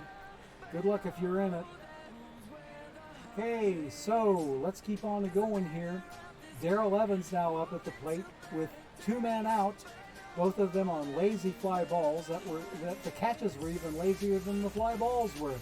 Okay. On a 1-2 count, he got some pretty good contact on that. And what's going to happen here? He pulled that one in. Okay, so 3 up, 3 down on a series of fly balls caught rather dubiously by the outfielders. The first 2 were extremely lazy catches.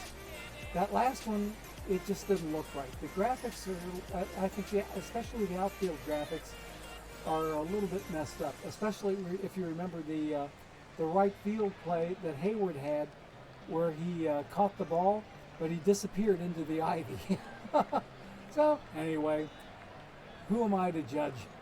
All right, so they're going to do Take Me Out to the Ball Game, and we're not doing that one today. So bottom of the second coming in.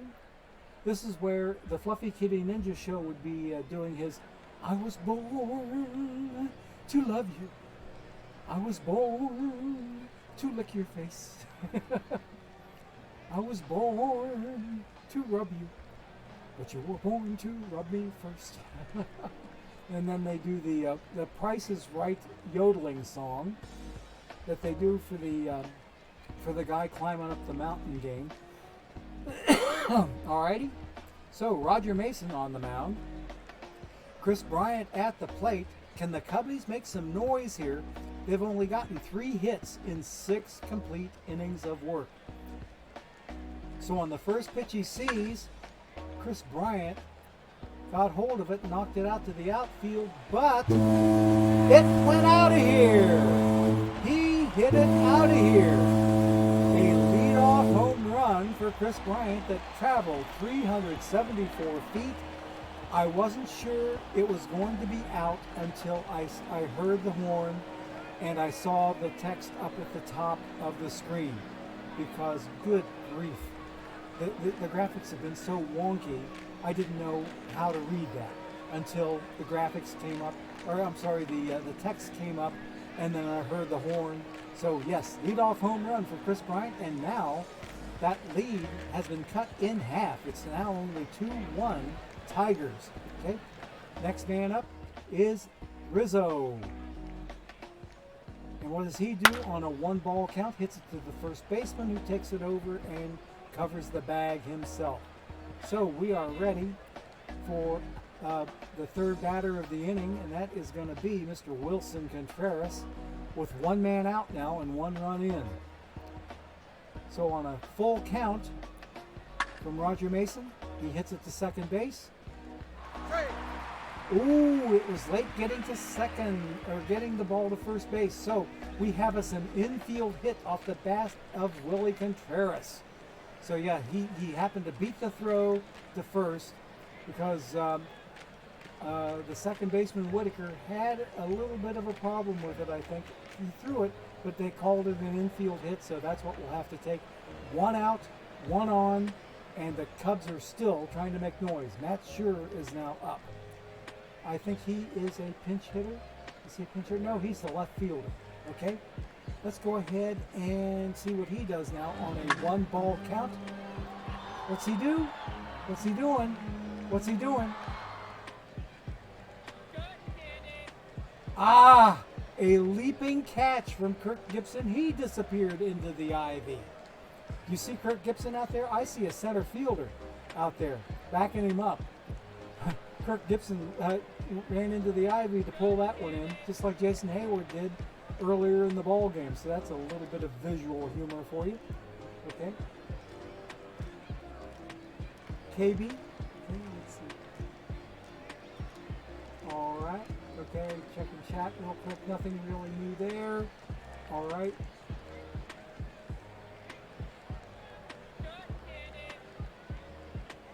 Okay, Twan LX talking to Roman a day Twitch. You must be in a Diamond League final. Okay, let's keep on going here. 2 outs now, man on first, and Addison Russell at the plate. What can he do for his team? Hits it to short. Oh, diving stop, but not good enough. And he can't get it out of his glove, so there's another infield hit. 2 in a row now for the Cubbies. And they're not out of the inning yet. So with 2 outs now, men at first and second. Ooh, doggies. The Cubbies trying to make some more noise, and with Albert Almora at the plate, who got himself a single his last time up. So let's see what Mr. Almora does for his team.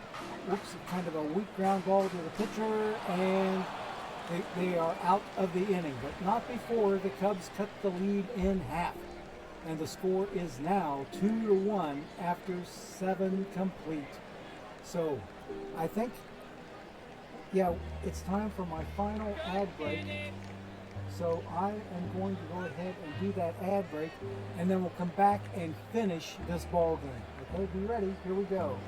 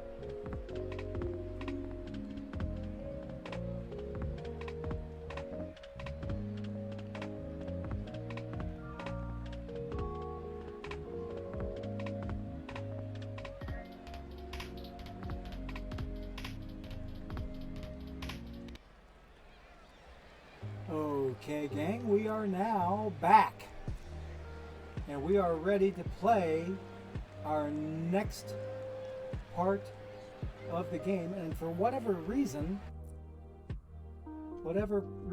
oh, I see. Okay, I am right.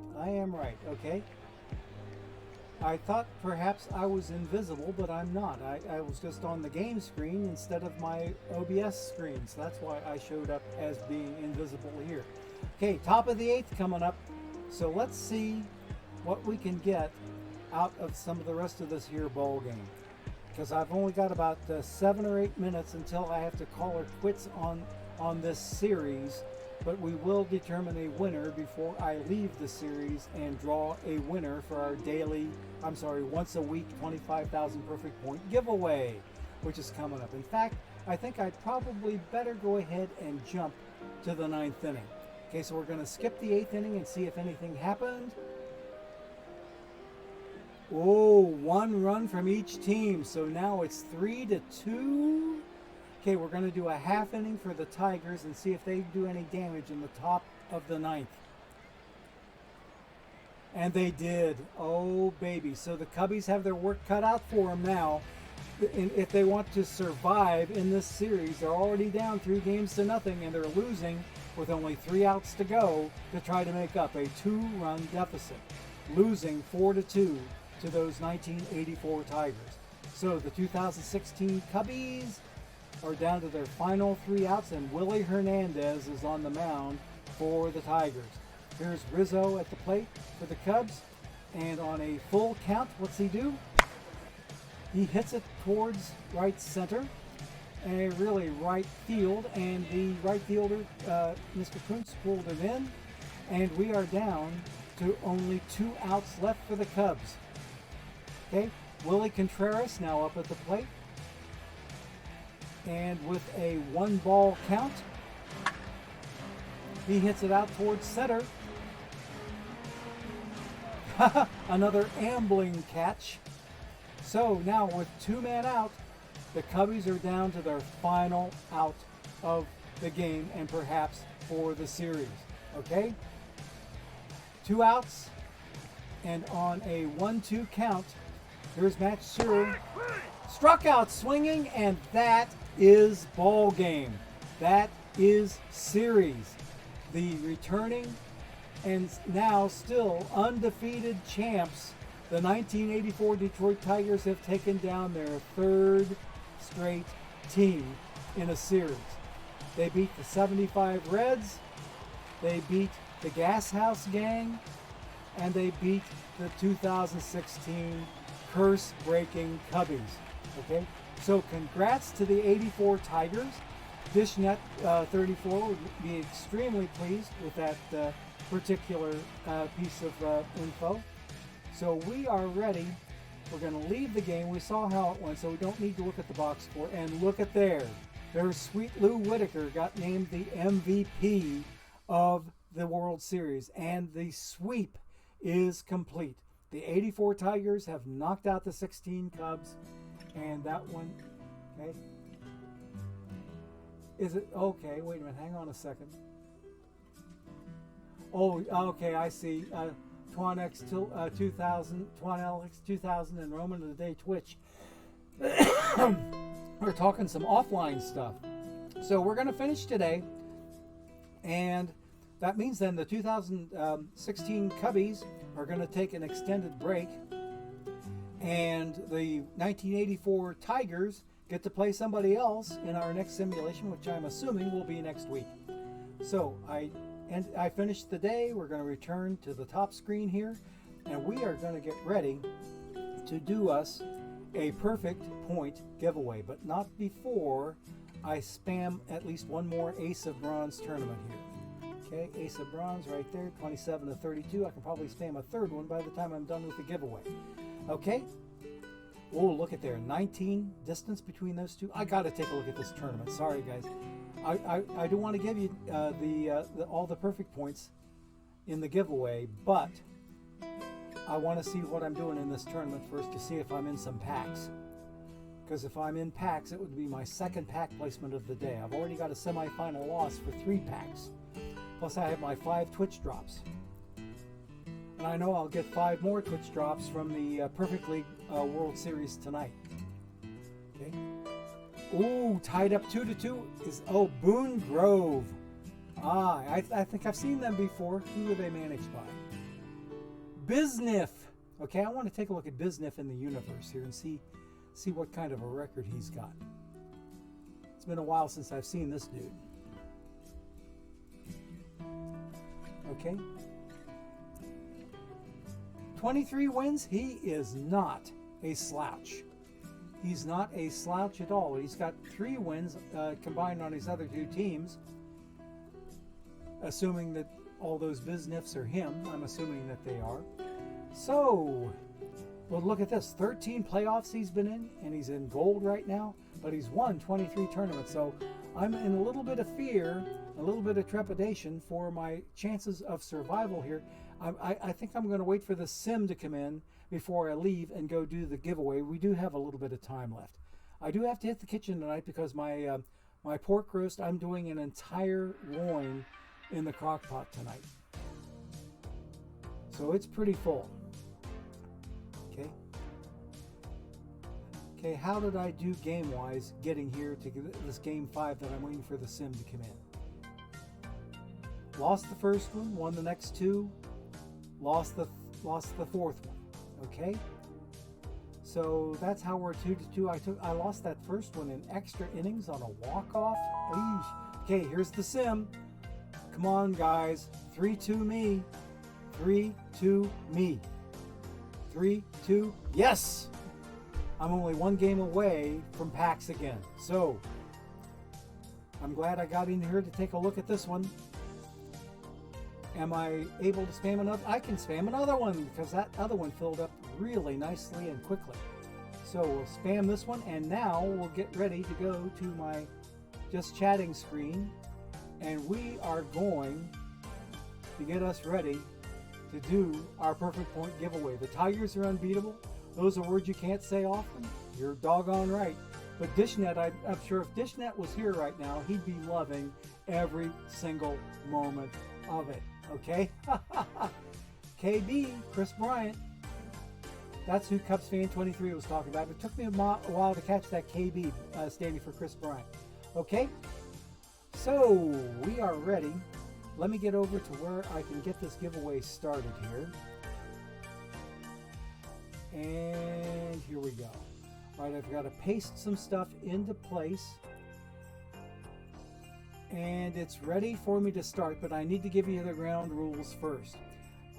The way that this needs to work is you're going to be spending some of your Gorgo points that you earned just from being here. So if you've been here for any appreciable length of time, like anything past, 10, 15 minutes, you get some Gorgo points. You're going to spend a few of them to enter the giveaway. Now, you have to be here in order to hit the entry, and the entry is done one of two ways, but you only do one and not both. You can do exclamation point enter without a number after it, or exclamation point ticket without a number after it. If you do exclamation point enter with a number or exclamation point ticket with a number, it'll kick you out. Even though the Stream Elements text says to put a number afterward, don't dare put a number after your command. Exclamation point enter, exclamation point ticket. No number. Only do one of the two, only enter once, because if you enter more often than once, it kicks you out then too. So we're about ready to start this, and I will need at the end of this, when I ask you via a Twitch Whisper, I'll need for you to give me the OOTP account name with correct capitalization so that I can give you your 25,000 perfect points for this giveaway. Okay, are we ready? Let's go ahead and let's get this puppy started. It is now moving. Okay, the giveaway has started, and you'll see it in the upper left-hand corner of your screen. Exclamation point ticket or exclamation point enter. Okay, I see 3 people in there. I see King Butcher, I see Roman a Day, I see Eleanor Frisbee, 39 Cobra, 25 Clocks, Coach Dave, Dark Horse. Only 7 people in so far. Boo! 1260 is in. Good luck, everybody. Rev Drunk. Okay. Ryan Shore, 79. He's in there. We're now up to 10 entries. I'll let it run for a couple of minutes. CubsFan23 Steve, Clawless Kurt is in the giveaway. Good to see folks in there. We have about a minute and a half left in this giveaway before we draw a winner. Real Teddy-O. Good luck, everybody. We're up to 13 entries. Al Keyhall. I just now got that. Al Keyhall. Okay. The Pack Tripper, or the Pack Ripper, okay, he's in there. Des223, Rage Cage 559 is in there. We're up to 17 entries. Good luck, everybody. 1 minute left in this giveaway. Lud.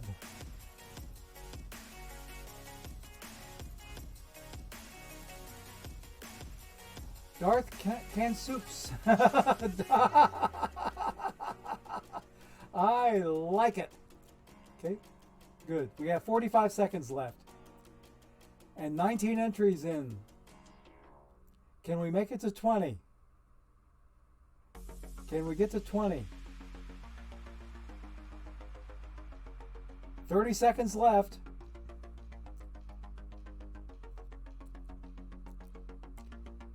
Looks like, okay, there's number 20, SEC 1899. Exclamation point ticket, exclamation point enter.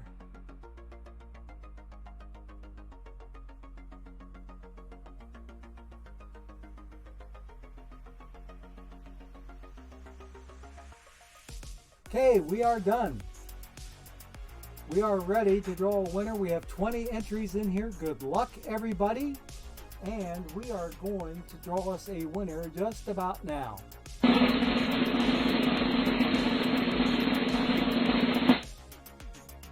Cubs fan 23 Steve, congratulations, buddy. You have just won 25,000 perfect points in today's giveaway. Congratulations, congratulations, buddy. Good to see ya. Good to see you pulling it in with a 5% chance of winning. Okay, since there were 20 entries, everybody had a 5% chance, 1 in 20. Haha. So we are looking good. So Mr. Steve, what I'm going to do is I'm going to talk to you in a Twitch whisper. Bear with me here. I have to get to Twitch first, okay? So we are going to give Cubs fan 23 Steve. Where's he at? Where's he at? There he is. Okay. Okay, I'm going to shoot you a whisper here once the game finally gives it to me. Huh. Okay, I'm going to have to do it this way. Where am I? Okay, here we go. Here we go. I can whisper you now. Okay.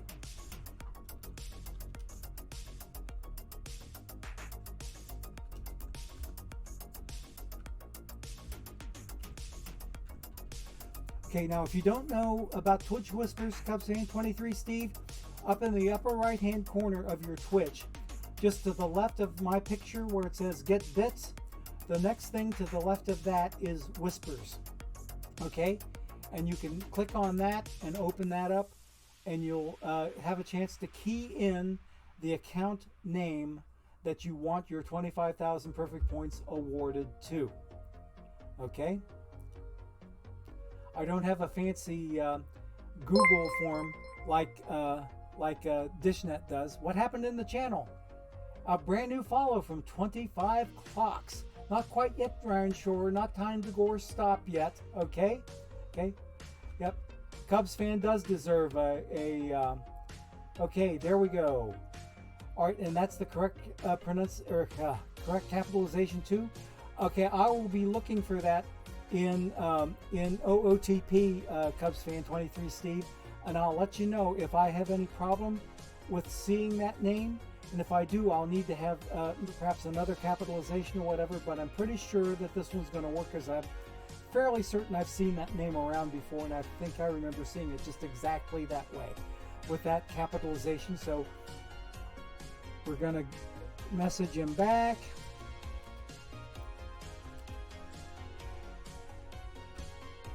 So, hang on. Okay, so everybody, we are just about ready to make our exit. But first I'm going to take a look and see if we have... Okay, no, I got the stuff from Cubs fan. He got back to me. I'm going to check on Twitch to see if anybody is out there that we can raid, okay? Because it is about 1 minute away from raid time. So bear with me here while I go out to look around. And we're looking around for other players in the game. Right now I'm not seeing anybody. Is Cavacom up? No, okay. There is somebody called Skyline Baseball Network who I am not familiar with at all. His stream does not provide drops, but he has 5 viewers at present, and he can use every one of you guys that are in here now to help boost his numbers. He is running the 2037 Sky Playoffs in the regional round. So anyway, folks, what I'm going to do is try to send all 139 of you to Skyline Baseball Network, so please be ready. I'm going to set up the raid now.